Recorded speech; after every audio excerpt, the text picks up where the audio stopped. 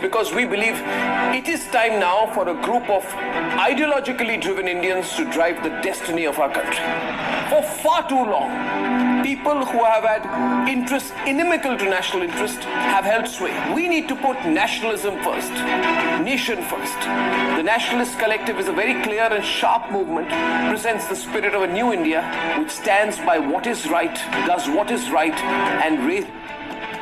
And we were talking about the Pilots Association now also speaking out, and it's very important. We've seen the headlines. I just want to understand, not from a technical point of view, but let's not jump to conclusions, because we see headlines of many international channels where they are only focusing on that pilots are to be blamed, that the pilot had pulled that cut off or fuel switch off, whatever this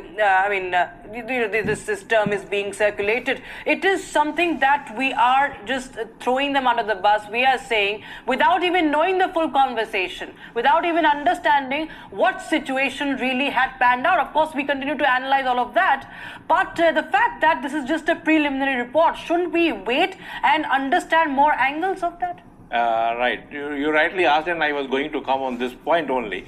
Our duty at this moment is to listen everybody and gather the information. It is the right of Pilot Association to flag their point. They are flagging it.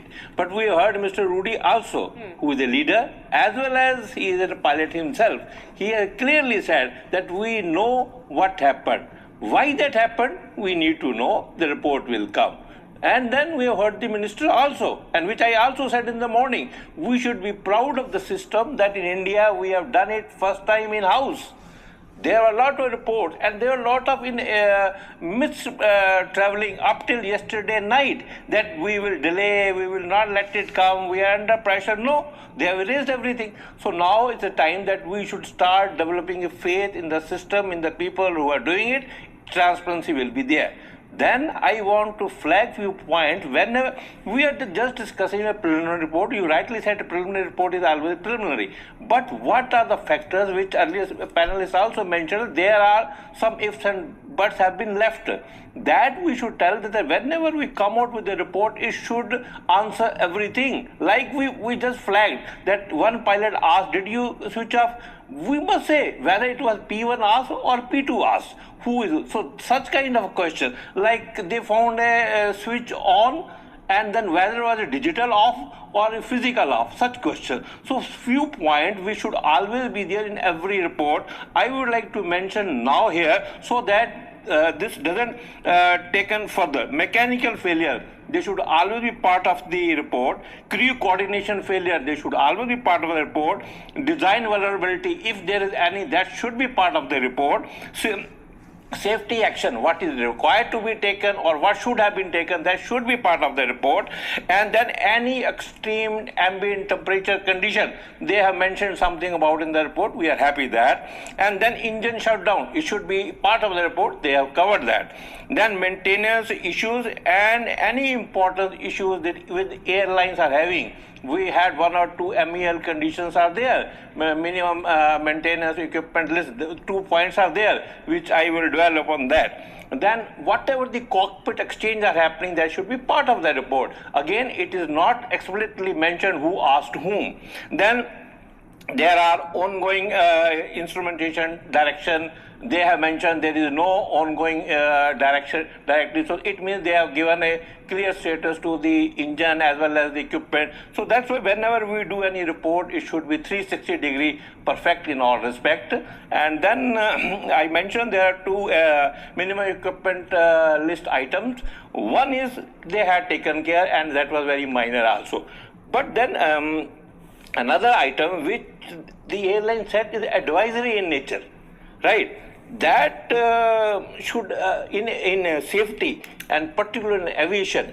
You see, aviation is the mother of safety. Everybody says that you should be as safe as an aircraft. We are the mother of safety. And in a safety matter in aviation, there is nothing routine. It is always mandatory. Right, sir. And this happened 7 years back. Right. Their MEL say there are some equipment should be happened A, B, C, D.